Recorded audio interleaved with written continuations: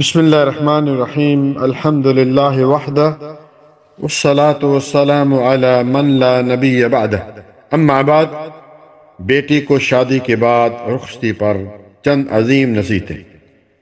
میری پیاری لخت جگر، جان جگر اور نور نظر، آج تم اپنا گھر چھوڑ کر اپنے ماں باپ، بہن بھائی اور جملہ اہل خاندان کو چھوڑ کر ایک ایسے اجنبی اشیانہ اور اجنبی شخص کی طرف جا رہی ہو جسے تم پہچانتی نہیں ہو، ایسے شخص کی ہم سفر اور شریک حیات بننے جا رہی ہو جو اپنے علاوہ کسی کو، یہاں تک کہ تیرے عزیز ترین رشتہ داروں کو بھی تیرے اندر اپنا حصہ دار دیکھنا گوارا نہیں کر سکے گا۔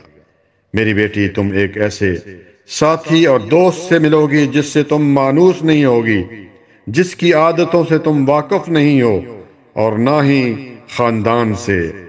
میری لخت جگر، ایک نئی زندگی کی ڈگر پر تیرے قدم اٹھنے والے ہیں، ایک ایسی زندگی جہاں تیرے ماں یا تیرے باپ کا گزر نہیں، نہ تیرے کسی بھائی یا بہن کا ٹھکانہ ہے۔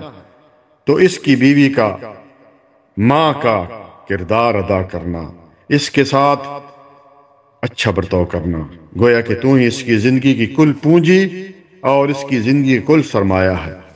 ویسے اسے بھی بخوبی اس بات کا احساس ہے کہ اس نے صرف تیرے لیے اپنے والدین اور اپنے خاندان کو چھوڑا۔ یہ تحریر کرتے وقت آنکھوں میں آنسو بھی ہیں، لیکن یہ دنیا کی ریت ہے۔ بیٹی کو آخر ایک دن ماں باپ کے گھر چھوڑ کر ایک دوسرے کے گھر جانا ہوتا ہے۔ میری نور نظر، یہ تیرا حال اور مستقبل ہے۔ اپنے شوہر سے ٹوٹ کر محبت کرنا اور اسی کے لیے زندہ رہنا اور اسی کے ساتھ ساتھ رہنے میں اپنی زندگی کو خوشی سمجھنا، یہ تیرا مشترکہ خاندان ہے جس کے بنانے اور تعمیر کرنے میں تو اور تیرا شوہر دونوں شریک حیات ہیں۔ میری پیاری بیٹی، شوہر کے ماں باپ، بھائی اور بہنوں کا احترام کرنا اور ان کے ساتھ اچھا برتاؤ کرنا۔ اگر وہ بدسلوکی کریں تو اسے برداشت کرنا، خصوصاً اپنی ساس اور سسر کی زیادتیوں کو سہنے کی کوشش کرنا، کیونکہ آگ آگ سے نہیں پانی سے بجھتی ہے، اور جب کسی معاملہ میں نرمی کی جائے تو اس کے اندر حسن اور خوبصورتی پیدا ہوتا جائے، جیسے کہ رسول اللہ صلی اللہ علیہ وآلہ وسلم نے جو ہے فرمایا۔ اسی طرح پیاری بیٹی، آج اگر تم اپنے خامند کے ماں باپ کے ساتھ اچھا سلوک کرو گے تو کل بڑھاپے میں تمہاری بہو بھی تمہارے ساتھ اچھا سلوک کریں گی۔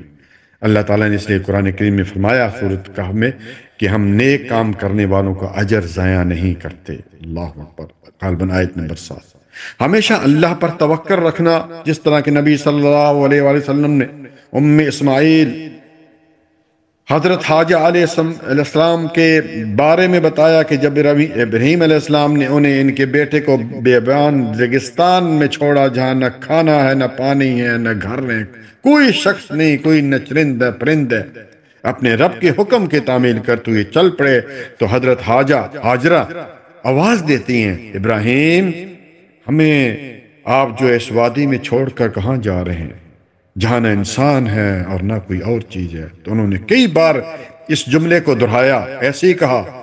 جب کوئی جواب نہ ملا تو حضرت حاجرہ نے پوچھا، اللہ نے آپ کو اس کا حکم دیا؟ جواب ملا، ہاں۔ تب حاجرہ علیہ السلام نے کہا کہ پس وہ ہمیں ضائع نہیں کریں۔ بخاری حدیث نمبر 3364۔ پیاری بیٹی، آخری بات، اپنے آپ کو شرک سے بچائے رکھنا، توحید پر زندگی گزارنا، نماز کی پابندی کرنا، اپنی اولاد کی دینی تعلیم و تربیت کرنا، ہمارے جانے کے بعد ہمارے لیے مغفرت کی دعا کرنا۔ جزاک اللہ خیرا، بارک اللہ فیک۔ السلام علیکم ورحمۃ اللہ وبرکاتہ۔